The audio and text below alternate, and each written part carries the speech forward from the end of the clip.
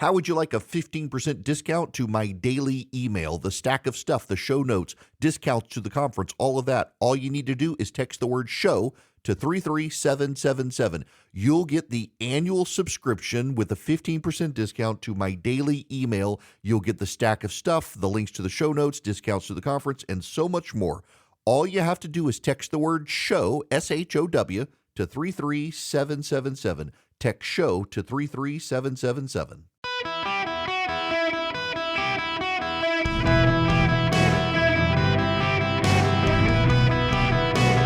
Welcome to the Eric Erickson Show podcast, Hour 1. Hello, America. Welcome. It's Eric Erickson here. It is the Eric Erickson Show nationwide. The phone number 877-973-7425. The amount of hate mail that I got after saying after Iowa that it meant the primary was over and Trump was going to be the nominee. Well, guess what? The primary's over. Trump's going to be the nominee. DeSantis is out. It is Trump versus Haley in New Hampshire. If the New Hampshire polling average is as good as the Iowa polling average, Trump's going to win. And I don't doubt that it is. Here's DeSantis' withdrawal yesterday. Came after some media outlets insisted he was not going to drop out of the race. Literally, one guy from Fox Business tweeted, "Sources tell me DeSantis is staying in for the long haul." And about 30 minutes later, this. Now, following our second place finish in Iowa, we've prayed and deliberated on the way forward. If there was anything I could do to produce a favorable outcome, more campaign stops, more interviews, I would do it. But I can't ask our supporters to volunteer their time and donate their resources if we don't have a clear path to victory. Accordingly, I am today suspending my campaign. I'm proud to have delivered on 100% of my promises, and I will not stop now. It's clear to me that a majority of Republican primary voters want to give Donald Trump another chance. They watch his presidency get stymied by relentless resistance, and they see Democrats using lawfare this day to attack him. Well, I've had disagreements with Donald Trump, such as on the coronavirus pandemic and his elevation of Anthony Fauci. Trump is superior to the current incumbent, Joe Biden. That is clear. I signed a pledge to support the Republican nominee, and I will honor that pledge. He has my endorsement because we can't go back to the old Republican guard of yesteryear, a repackaged form of warmed-over corporatism that Nikki Haley represents. The days of putting Americans last, of kowtowing to large corporations, of caving to woke ideology are over.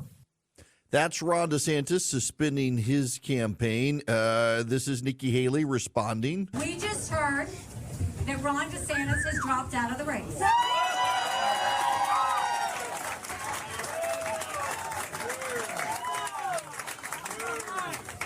I want to say to Ron, he ran a great race.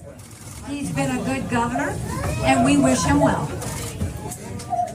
Having said that, it's now one fella and one lady left. May the best woman win, she goes on to say. Here's Donald Trump. Wait till you see what happens. We're going to win this election. We're going to have a great border. We're going to have more energy than you've ever had. And we're never going back. So if you want a losing candidate who puts America last, vote for Nikki Haley. But if you want a president who puts America first and did it successfully for 4 years, you know, I'm the only... Did you ever read the stat that I'm the first president that didn't go into and start a war? That's Donald Trump's response. You got all three of them. You know who's else throwing herself into this mix is Judge Judy. That's right. Judge Judy has come out for Nikki Haley, but she makes a point about Joe Biden that everybody should take to heart. I will say that she had an interesting supporter on the trail with her, Judge Judy. She flew up from Florida, and she has only endorsed one person, political person, ever in her life before, and that was Michael Bloomberg. And I asked her, why now and why Nikki Haley? Here's what she said. Joe Biden is now older. I'm not going to get into with you what everybody talks about with regard to his cognitive ability, but I know he's my age. I run a big, and I said in my article, I run a big business. I'm the matriarch of a family of 20 plus. I make decisions that affect hundreds of people every day. I need a nap in the afternoon. So does Joe Biden. Probably 2. That's Judge Judy. He needs a nap, probably 2. He's unfit. She's not going to get into it. I don't think it matters. Here's the state of play for everybody. Donald Trump is the Republican nominee. I have thoughts on DeSantis, and I might as well give them to you. And I don't want to make friends of mine mad. I've kept my mouth largely shut in assessing it out of respect for the campaign until DeSantis got out. So let me just tell you my view of the campaign. And it began before the campaign begun. I don't know that DeSantis, the moment Trump was indicted, could have done anything differently. But had DeSantis chosen to get into the race when it was obvious he was in the race, he probably would be faring differently than he is now. I think it was a mistake for Ron DeSantis to wait. Just go back to example for the year 2000.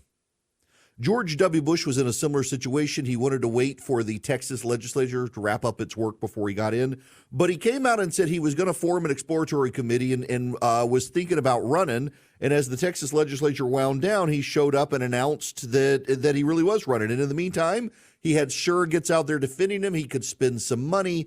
He could run a presidential campaign while still making sure that he was the governor of Texas first. DeSantis didn't do any of that, and it was a strategic mistake. The man has had more money, and this is a true number. DeSantis had more money spent against him than all other candidates combined. More money attacked Ron DeSantis than all the other candidates combined. In fact, more money attacked Ron DeSantis than used to promote any of the other candidates combined. It was a sheer avalanche of money made real easy because everybody knew he was going to run and he didn't get into the race, and so he didn't respond. And he allowed them to define him for a segment of the population early. And then what did he do coming in? He launched it on Twitter on a site that crashed. He killed the very beginning of his campaign. Now, I've got friends who to this day will insist that was not a fatal mistake. Yeah, it was a fatal mistake out of the gate. You know, I wrote a piece then, and it was just so petty of me, I deleted it. But I wrote a piece then to timestamp that day saying, here's why DeSantis lost. And it wasn't that he started on Twitter, but that was indicative of the style of campaign he wanted to run. He wanted to run a campaign unlike any campaign ever done before. And the reason people run campaigns the way they run campaigns is because it works.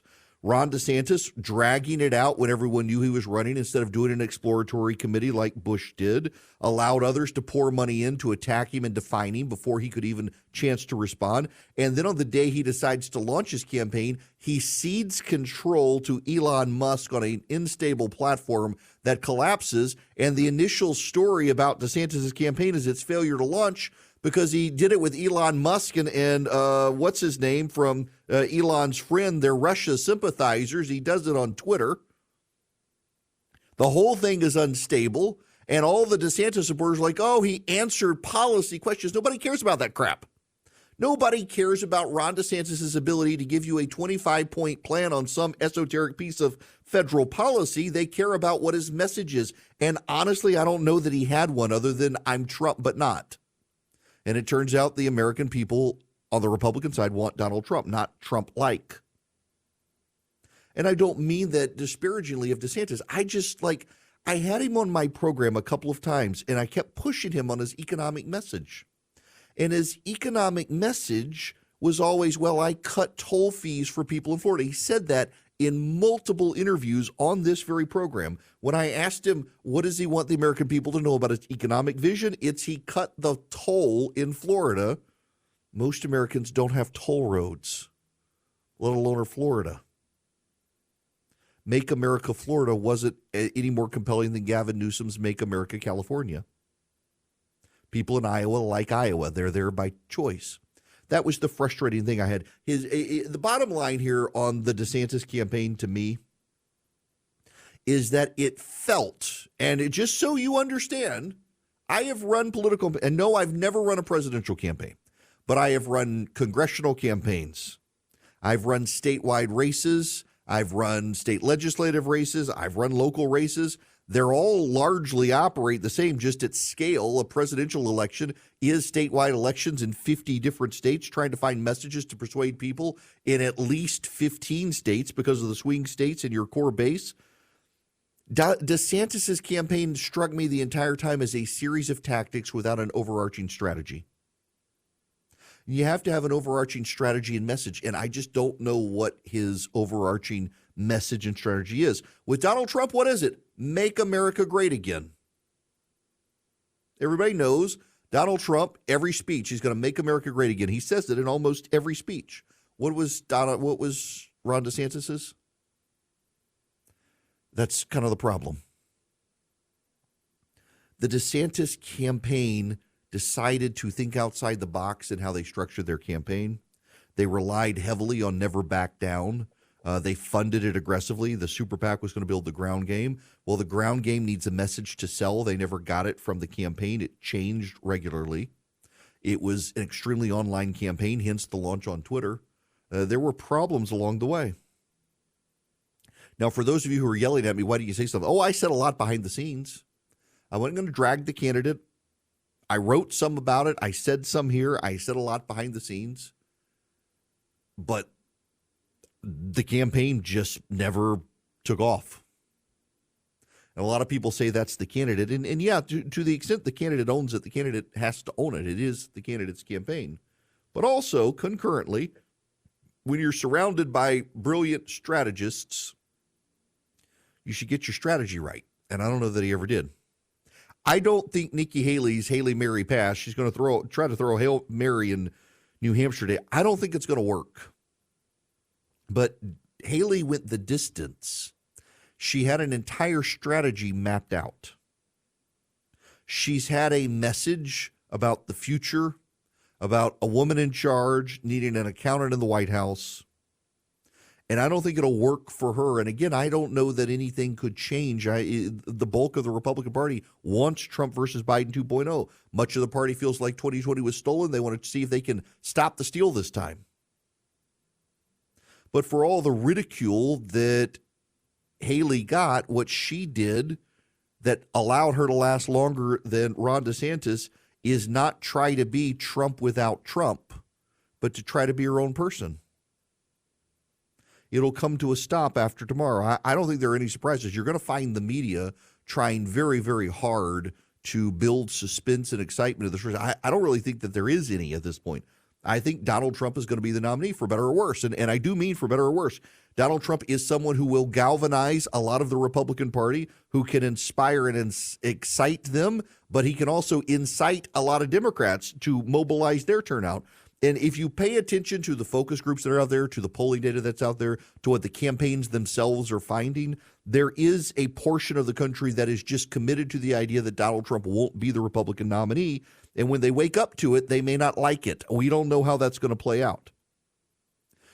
Everyone says the polling is wrong. The polling has been pretty good so far. It's gotten Iowa right. I think it's going to get New Hampshire right. And if so, you also need to pay attention to the polling of those who voted in 2020 who aren't happy with Trump, and they haven't changed their minds. That could play to Biden's advantage. However, there's a lot that can play to Donald Trump's advantage as well coming into 2024. This is going to be a close race. They've been very close races for the past number of years. Maximizing your turnout and changing independents to be your supporters is going to be big for both candidates. And the thing that Donald Trump has going for him that the Democrats simply refuse to appreciate is that until COVID hit, and it was COVID, it wasn't Trump. Until COVID hit, Americans didn't have inflation and crime waves and a bad economy. And if he can remind people of how good it was, and everyone who's voting will have lived during that era, Donald Trump's got a winning message. It is foolish for anyone to think Donald Trump cannot win this race. Anyone who tells you he can't win has not been paying attention to the past 8 years. In 2016, I really didn't think he could win. I learned my lesson and decided I needed to figure out what everybody was saying outside of my own bubble. And outside of your bubble, those of you on the right, you need to understand there's a lot of angst about Trump among independent voters and even some Republicans. But of you Democrats, you need to understand for all these people who have anxiety about Trump, they have hard economic times under Joe Biden. So the question is, which will win out for the voters? And pocketbook tends to win. Hello, my friends. It's Eric Erickson here. The phone number 877-973-7425. Should you wish to be on the program, I am delighted to have you. Tim Scott is engaged. Congratulations, Tim Scott. He would be an intriguing vice presidential pick for Donald Trump. A U.S. senator who's got good foreign policy. He was more fired up about endorsing Donald Trump than he seemed to be about his own campaign, which was kind of interesting. He'd be an intriguing pick. The prevailing consensus wisdom on Trump right now is Elise Stefanik. I could not get excited about her. You know, the irony here is for all the people angry at the idea of Nikki Haley being the vice presidential pick for Trump, Nikki Haley is to the right of Elise Stefanik on pretty much every issue. If you think Nikki Haley's a squish, you should check out Elise Stefanik's voting record. She's one of the most liberal Republicans in the House of Representatives. She's playing it right. She's talking about the January 6th hostages, things like that. She clearly wants to be the vice presidential pick for Trump, but she would be the most, I mean, she's to the left of like the Bushes on everything. I mean, to the left of Nikki Haley on stuff. I think Trump probably, you know, pro-lifers a little bit perturbed with some of his statements lately. He's going to need to find some conservative to calm them down unless he expects people to fall in line. And I just don't know that everyone's going to fall in line. I want to talk about that when we come back. This idea that people need to bend knees or fall in line as opposed to being Americans and making up their own mind and what the campaigns are going to have to do about it. Democrat and Republican both. The idea that you must be loyal to one of these guys, it's what the core supporters will make, but they at least need to understand what a whole lot of Americans out there think who aren't happy with it, and you got to persuade them as opposed to bully them. We'll discuss that when we come back. Right now, I got to tell you, with a lot of things going on in 2024, so many social media trends, so many cool gadgets going to be released. Have you seen the Consumer Electronics Show? You know, it's not a cool gadget, but it's actually really cool. You get up to 89% off post office and UPS services by using Stamps.com. They've been around for over 25 years, saving small businesses money. It's like having your own personal post office wherever you are. All you need is your computer and a printer. You can even use your mobile device. Stamps.com saves you up to 89% off post office and UPS rates to help your bottom line. You can get labels and print. You can do everything you need from their supply store. They've been doing it for over 25 years. I've been a member for 20 years. When I send out packages, I use Stamps.com and have for, man, when I left my law firm and needed options, Stamps.com was around for me. Right now, you can sign up with promo code ERIC for a special offer. It includes a 4-week trial, free postage, and a free digital scale. There is no long-term commitment, y'all. There's no contract you got to sign. You go to Stamps.com, click the mic on the top of the page, and you put in ERIC, E-R-I-C-K. Get a 4-week trial, free postage, and a digital scale. Stamps.com/ERIC. Thanks to Stamps.com for sponsoring the show. Hello, welcome. It is Eric Erickson here across the United States of America. The phone number is 877-973-7425 should you wish to be on the program. Now, you should text the word data, D-A-T-A, to 33777 and order my new book. Comes out in a couple of months. Pre-ordering is available. Before I move on to any other subject, I want to take Sharon's phone call here. Sharon, welcome to the show. How are you?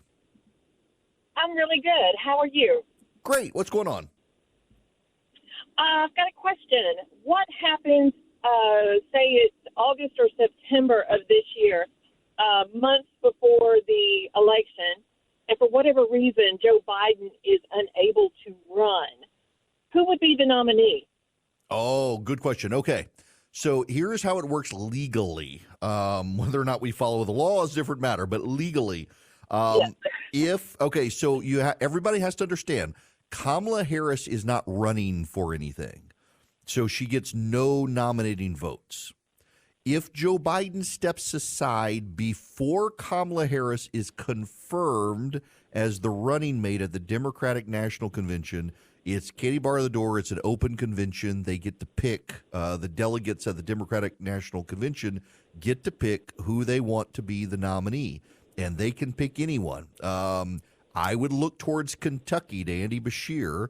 He's a Democrat who won a Republican state with Republican backing. He's more moderate than Gavin Newsom, but he's right on all the Democratic issues from abortion and woke stuff, but seems to be more moderate than Newsom. I would look at him. If, however, Kamala Harris has been confirmed, so if Biden doesn't drop out until after Wednesday night of the Democratic Convention, that's when the VP is confirmed, then they're stuck with Kamala Harris. Because under the rules, Harris, by being the vice presidential nominee, would become the presidential nominee if Biden drops out. Well, that's sort of good news. Yeah, and by the way, so this works the same way for the GOP. If something happens to Trump, if before the Wednesday of the convention, Wednesday night of the convention, he's no longer the nominee, then it's an open convention. But if he picks a vice presidential nominee and they're confirmed that Wednesday night of the Republican convention, then that person becomes the Republican nominee. It works the same way for both parties. Well, thank you. I appreciate it. Yeah, absolutely. Great question. Sharon did what callers are supposed to do and make me look good and knowledgeable. In all seriousness, though, once the vice presidential nominees are picked for the candidates, if something happens to the candidate, then the vice presidential nominee becomes the candidate. But if something happens to the candidate before the convention, well, the vice presidential nominee is a hypothetical until then. So Kamala Harris arguably has the claim as the current vice president. And as Joe Biden's intended running mate, but the Democratic National Committee is not bound by it. And you have to keep in mind, Kamala Harris is the least popular national politician in America. I mean, for however bad Joe Biden's polling is, Kamala Harris's is worse. It's remarkable. Now, I want to move on. Over the next number of weeks, you're going to hear lots of unity talk that people need to fall in line. People need to bend the knee, whatever. There's going to be all sorts of pressure tactics imposed on people on the right. There will be on the left as well with the Dean Phillips surrogacies and the Robert Kennedy Jr.'s and all that. Everybody's going to want you to fall in line, bend the knee. First of all, I want to tell you, you're an American. You don't have to bend a knee or fall in line. You get to vote however you want to vote. That being said, it's going to be the Republican or the Democrat. Now, I get in trouble for talking about third parties because people think I want one. I don't want a third party. I just want you to be mindful of the fact a lot of people do. And they don't want Robert Kennedy. They want a Manchin Romney or Romney Manchin. That's the one that gives the media priapism to think about. I think as an academic exercise, it'd be fascinating to see what they do, but they wouldn't win. Don't think that a third party is going to win in this country. They may be where people go for a protest vote. The reality is it's going to be Biden or it's going to be Trump or whoever the Republican and Democratic nominees may actually be, but I think it's going to be one of them. At least try to understand outside of your bubble, there are a lot of people who are unhappy with the Republican and Democratic parties right now for what they're doing. The polling was fairly accurate in Iowa. And I believe it's going to be fairly accurate in New Hampshire. And what comes up time and again is that the non-Republican, non-Democratic voter, the general election only voter, the people who don't care about the primaries, they're really unhappy. So the point becomes this. When Ron DeSantis dropped out yesterday, he was immediately attacked by Turning Point USA's Charlie Kirk and by that crazy woman Laura Loomer and other Trump supporters. A lot of them attacked DeSantis. When he gets out of the race, they kick him when he's down. It's one thing for the left to do it. Gavin Newsom did it and others. It's another thing for Trump surrogates to do it, Trump supporters, prominent Trump supporters to do it. This is going to be a very close race. And if you're a supporter of Donald Trump or a supporter of Joe Biden, insulting and attacking the people you need as part of your coalition is not a smart thing. If you're a Republican who thinks 2020 was stolen, it's even a dumber thing for you to do because if it ain't close, they can't cheat. So you need the widest possible margin to overcome efforts to steal the election, or it's going to be stolen from you if you believe it's stolen. Now, if you don't believe it's stolen, if you really do believe reality that it wasn't stolen, well, then it was a 30-some-odd thousand, 40,000 vote margin in the Electoral College. And those 30, 40,000 people, do you want to get them mad at your candidate and so they stay home, or do you want to try to find ways to persuade them your guy is right? Do you want to find a way to bring people to your fold? I would submit to you that peeing on DeSantis after he gets out of the race by prominent Trump people isn't a good way to bring the DeSantis people to the fold. Don't say you don't need them when in 2020 the race was lost by 30-some-odd thousand votes nationwide. Maybe 40,000 votes. It was a very close election. Less than, I think, 50,000 votes separated Biden and Trump. And if you say it was stolen, again, if you believe that 2020 was stolen, then you need the largest margin possible to avoid theft this time. Because if it ain't close, it's real hard for them to cheat. So you, the Trump supporter, and you, the Biden supporter, got to find ways to convince people to come to your side. Because at this point, I don't think the bullying and the cajoling and the badgering and the heckling and the pressure is going to work. I've got, for example, there's a guy on Twitter who's very, very mad at me saying you can choose to be high-minded or you can choose to get in line and fight because the Constitution's under threat. It's not my job. My job is to tell you what's going on and give you the information so you can decide. I am not going to bully, hector, or cajole or pressure anybody to vote for any candidate. I will tell you that it's going to be Trump or Biden, and you're going to have to pick. But I'm not going to bully you and cajole you like so many people are wont to do on social media and elsewhere. The other thing I will tell you is that this is not the most consequential election in the nation and that the nation is destroyed if your guy loses. I used to tell people that, and I found myself every election saying the same thing, and it never came to be. In 2020, we were told that it was the last election to save America, and if you didn't vote, America was ruined. And now they're saying the same thing this time, but I thought it was last time. So is America either lost or is it not? If you keep telling people that this is the last election to get it right, at some point, people finally need to realize that, no, that's not true. America, whoever wins in 2024, the country will still be here. You may not like the way it goes policy-wise, but the country's going to be here. So instead of scaring people, maybe give people a positive message for the future. With Biden, his message is pretty straightforward. I'm not Donald Trump. I won't give you anxiety. You may not like me, but actually the economy's headed in the right direction. We've turned the corner, and we're not going to have World War III started on social media. I don't know that that works very well given the last 4 years, given people don't like the economy.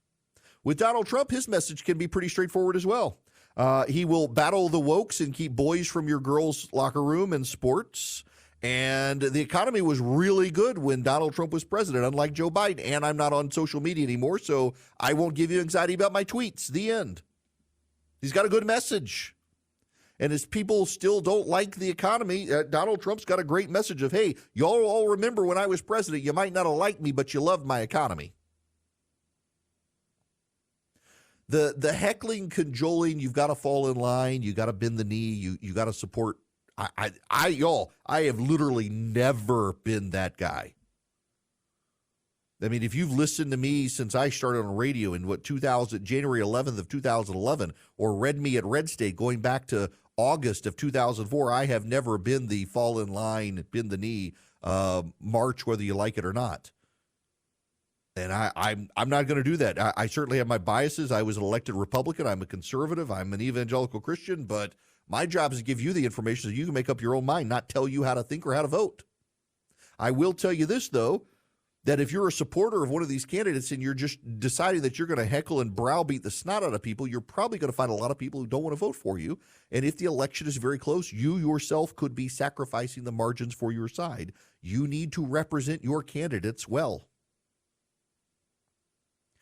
As to the rest of you who don't like either candidate, oh, I feel your pain. Not a fan.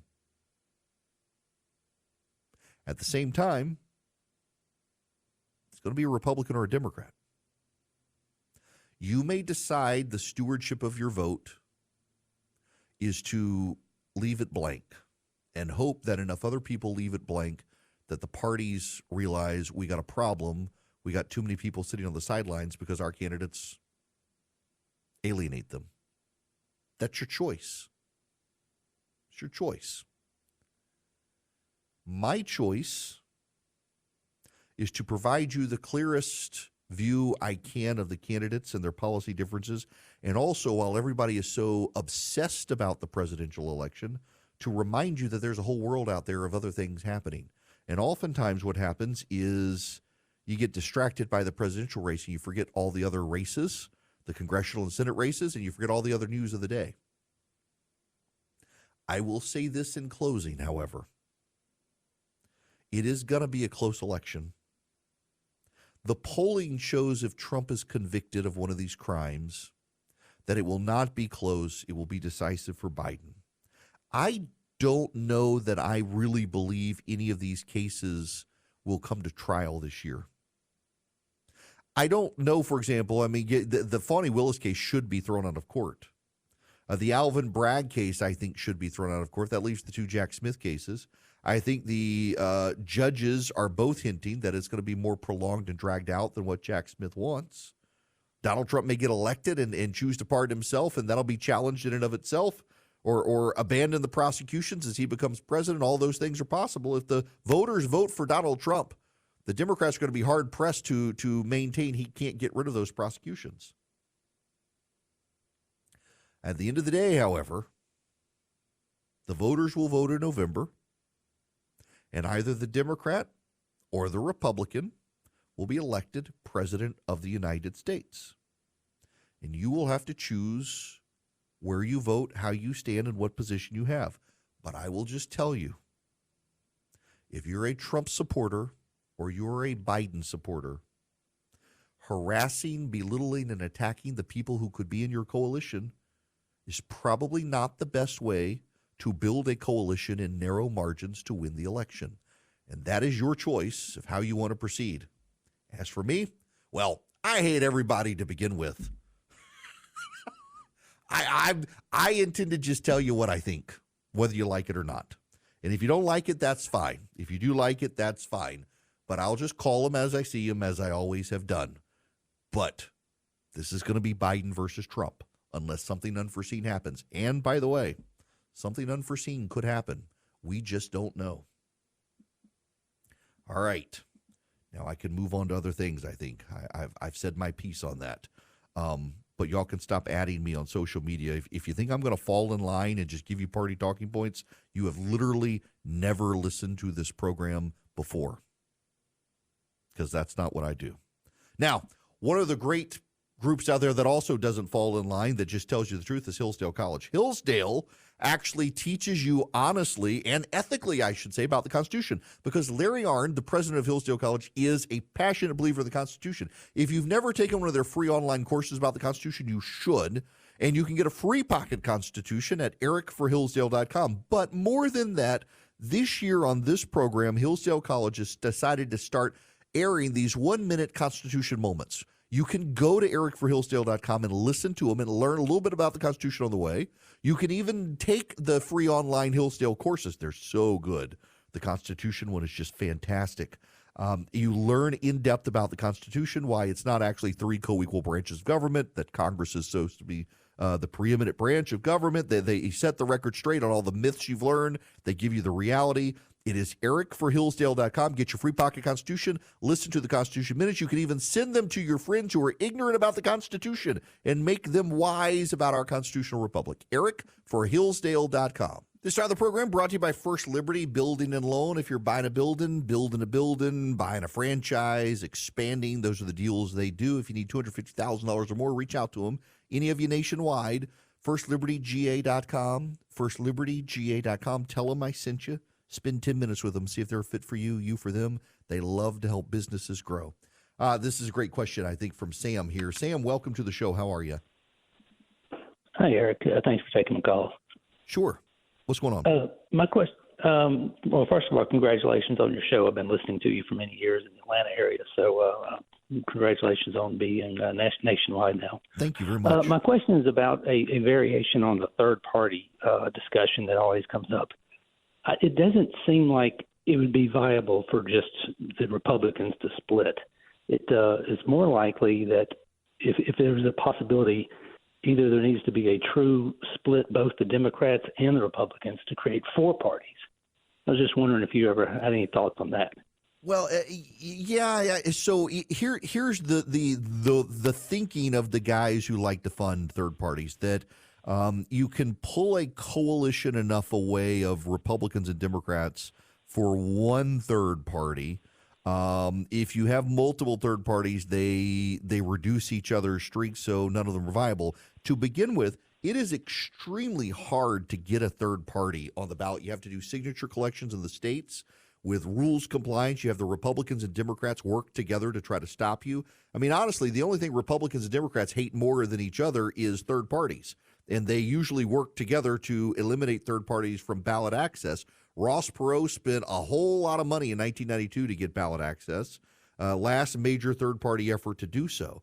There are parties like the Libertarian Party and the Green Party that have ballot access, but they tend to be run by nut jobs who will prevent any reasonable person from being their nominee. So you got to go the third-party route, and it's extremely hard to do. If you wanted a third party in this country, I wouldn't particularly care for it, but it would be a third party that is socially conservative and fiscally liberal. But the people who fund third parties tend to be fiscally conservative and socially liberal, so they don't fund those sorts of third parties. But that's the only third party that would be viable in this country, is one that's socially conservative, getting black and Hispanic voters and blue-collar white voters in, and fiscally liberal and in favor of big government and spending. And that would work, and that'll never happen because the people who foot the bill for third parties are opposed to social conservatives and fiscal liberals. They exactly opposite. So that's why they never work.